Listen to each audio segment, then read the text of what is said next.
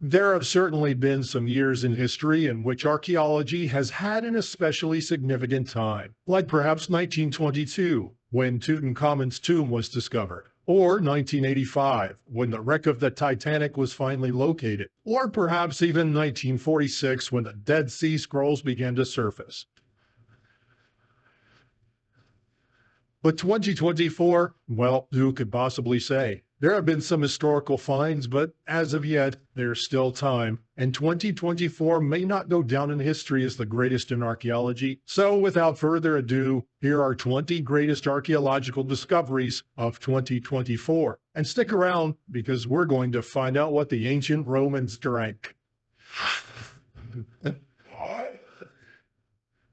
Number 20. Tomb and artifacts in Sakara.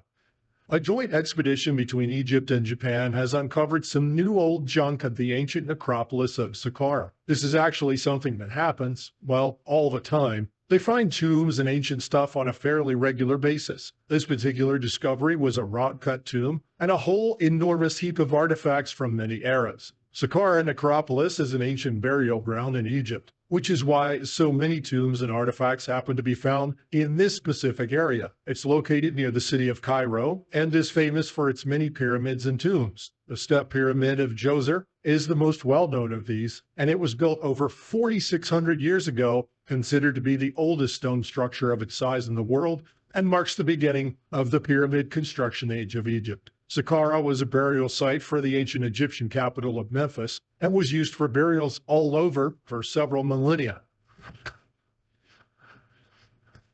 From the early dynasty period to the Greco-Roman period, the necropolis included a wide variety of tombs and burial structures, such as mastabas. These are flat-roofed tombs, pyramids, and underground galleries. The artifacts found on this occasion were especially interesting because they included 2 terracotta statues of the goddess Isis, one of the child deity of Harpocrates, and a whole selection of amulets, pottery objects, and various things with hieroglyphic inscriptions.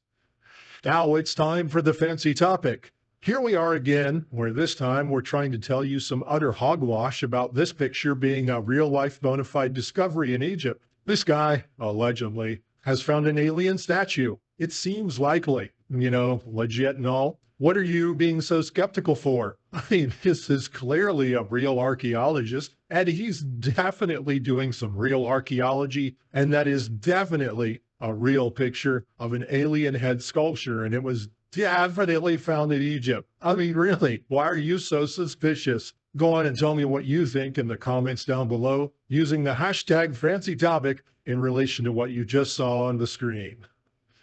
Number 19, oldest Amazonian cities. All the architecture from the ancient Mayan world that exists deep in remote areas of rainforest have long escaped discovery by us modern humans. There are so many lost or legendary places that remain unfound, perhaps because they're buried in thick jungle and cannot be detected except if you happen to stumble upon them in the dense forest. This seems to be the case in this part of Guatemala. New technology is allowing archaeologists and historians to map areas and uncover ancient structures in ways that have never been possible before. Previously, this area of Guatemala only revealed a few pointy peaks of monuments that jutted out above the canopy, but now this new LiDAR scanner is able to reveal a whole landscape that's hidden beneath the foliage. Since the Mayan civilization collapsed over 1,000 years ago, the rainforest has more or less swallowed up all of the remaining architecture and evidence of this extremely significant era in history. This new technology is allowing a different view within the dense greenery. LiDAR stands for light detection and ranging, and it uses a bunch of laser beams from planes flying overhead. The light bounces back and creates a map that contours beneath the trees. It is very clever stuff. I just wonder though, is all of this flying laser beam business in the Amazon related in any way whatsoever to those UFO sightings that are so popular there? Makes you wonder now, doesn't it? Number 18, Tiquan Mexico. This next place is the archaeological gem that is the prehistoric Hispanic city of Tiquan, which I have probably mispronounced, and it is also known as the place where the gods were created. located to the northeast of modern-day Mexico City. This one was built between 1st and 7th centuries AD. It's full of massive monuments, which includes its most famous monoliths, the Temple of something or other, and the pyramids of the sun and moon. Each of these colossal structures was laid out in a very specific way according to various significant geometric and symbolic principles. The pyramid is 66 meters tall. Weirdly, despite the massive scale of the city and the clearly important part that it played, we actually know very little about the people who built it and lived there. There is evidence that the city exported the fine tools carved from obsidian, in particular darts and spearheads. The area is famous for its rich obsidian deposits, so it makes sense that the people used this place to build their city. The hieroglyphs here have yet to be deciphered, and there have been very few places or tombs to reveal much of the history of the people. A plot does thicken. Number 17. 2 ancient Greek temples.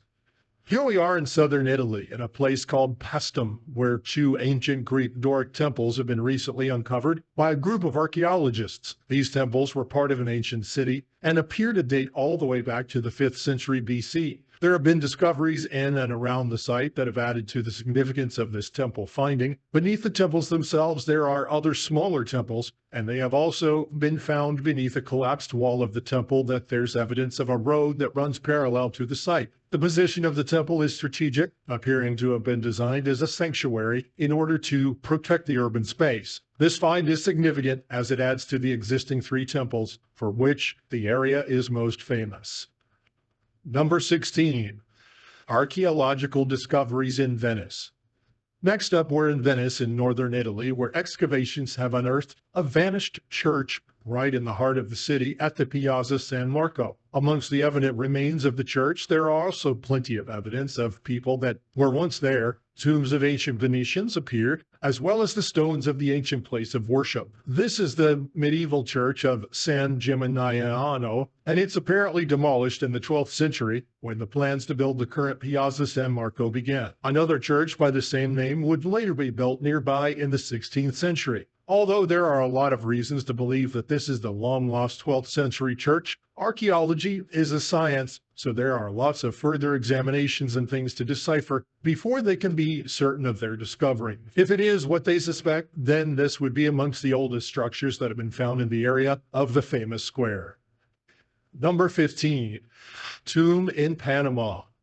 Archaeologists in El Caño Archaeological Park in Panama have apparently discovered the tomb of an important lord who was buried somewhere between 750 to 800 CE. El Caño is known for its ancient burial grounds, and this is the 9th tomb that's been discovered there since excavations of the place began in 2008. The people who were native to central Panama from 200 BCE to 1550 CE are known for their pottery, metalwork, cultural life, and ceremonial rituals. Inside of this particular tomb, researchers found a lot of ceramics, bone, and gold artifacts, which included things like breastplates and belts, bells, skirts, flutes, and some jewelry, like gold-plated earrings that were made from sperm whale teeth. That's kind of weird, but also kind of awesome. Panama's Ministry of Culture has been quick to make a lot of boasting about how important all of it is, and what a great destination that Panama is as well. Alrighty then. The lead archaeologist believes that the Lord was about 30 to 40 years old at the time of his death, and have also noted that the discovery of musical instruments, rather than weapons, would suggest they were most likely a religious leader rather than a warrior sort. So the team began calling him the Lord of the Flutes. Ooh, sounds jazzy. Number 14. 17th century armor. In a Polish village, a metal detectorist found part of a set of hussar armor. It might not sound all that thrilling, but metal detectorists usually just dig up old bottle caps and horseshoes. So this was kind of exciting. Hussars were light cavalry units from the late 17th and 18th centuries, and originally came from medieval Hungary. They were later hired as mercenaries by Habsburg emperors to fight the Ottomans, and were involved in a load of different extremely violent limb-chopping sort of battles all across Western Europe. That's such fun. In Poland, the first Hussar units were formed in 1500 and participated in significant battles like Orza in 1514, Obertyne in 1531, and the Battle of Vienna in 1683. Polish hussars followed a heavy Hungarian model, wearing a lot of armor and using long lances to poke their enemies from a safe distance. The armor that was found is in a village in Poland's Apatow district and was found at a depth of 60 centimeters. Most of the main parts are intact. However, the cuirass, apparently, which means piece of armor that's made up of the breastplate and backplate fastened together, is actually missing. It's also apparently a group of archaeologists from the region that have noted that the forearm bracers, the left shoulder pad, the neck and nape protector, and the semicircular helmet were all preserved, so there's that going for it. Experts from the University of Lublin think that the armor dates back to the early 17th century and was most probably made locally, although the lack of decorations makes it hard to identify it any further. Number 13. A sunken prehistoric fort. A sunken fort has been discovered in the area around Clew Bay Island off the north coast of Mayo in Ireland. It's believed, upon first inspection by archaeologists, that the fort dates back all the way back to the late Bronze Age between 1100 and 900 BC. The fort first made an appearance when parts of large ramparts were uncovered by the tidal isthmus that links the island to the shoreline at Westport. These ramparts are built from large limestone blocks and are somewhere between 200 to 300 meters in length. The structure is covered when the tide is high, and both parts were so covered in seaweed that it's really difficult to actually identify that there was anything of significance there at all in the first place. Number 12. Roman dodecahedrons. It seems as though the ancient Romans were well into dodecahedron-shaped stuff. In fact, they left their 12-faced litter all over Europe for at least a couple of hundred years. Those litter bugs. The Roman dodecahedron is a hollow object which is usually quite small and made of copper alloy. It features 12 flat pentagonal faces, each with a hole in them that connects with the hollow center. There's no mention of these objects in contemporary accounts or even in any pictures, so guess what? Nobody has the foggiest idea what they were actually used for. Obviously, as is always the case when people don't have any idea, plenty of people have decided to make something up. And some of these suggestions have included that these shapes being used in surveying equipment to measure distances and such. Others have suggested that they were for sowing grain, and there's even a theory that they were fortune-telling devices, perhaps a very early version of a magic 8-ball. But who can say, and who even cares? What do you think they were for? Sling some of your most exciting ideas in the comments down below. Number 11. Babylon's Ishtar Gate. This iconic blue gate that's decorated with bulls and dragons was ordered by King Nebuchadnezzar II and was once an entrance to ancient Babylon. Ideas about its age and such had long been understood, but new evidence has emerged with the use of new technologies that have changed the previous understanding of the Ishtar Gate. Archaeologists used the magnetic fields and clay bricks to determine the construction date of Babylon's Ishtar Gate, and it was thought that the gate was built to celebrate the conquest of Jerusalem, but new findings now suggest to experts that it was actually constructed much later than that. It seems that the gate was built in 3 phases, and while the first phase bricks had Nebuchadnezzar II's name, the exact dates in other phases are uncertain. So that leaves the question, how was it done? It seems that archaeologists took small samples from 5 bricks across the 3 phases and measured their geomagnetic fields, a technique called archaeomagnetism. This method is now understood to be even more accurate than radiocarbon dating. The analysis showed there were no significant time gaps between the phases, indicating the entire gate was built around the same time, around 583 BC, after the conquest of Jerusalem in 586 BC. This suggests the gate was finished while Nebuchadnezzar II was still alive. The findings imply that the gate's design remained consistent throughout its construction, and phases 2 and 3 were part of the original plan and not later additions. Researchers aim to use the archaeomagnetic method on other ancient structures in Mesopotamia, as it's been proven reliable with fired mud bricks, a common building material of the era. Number 10.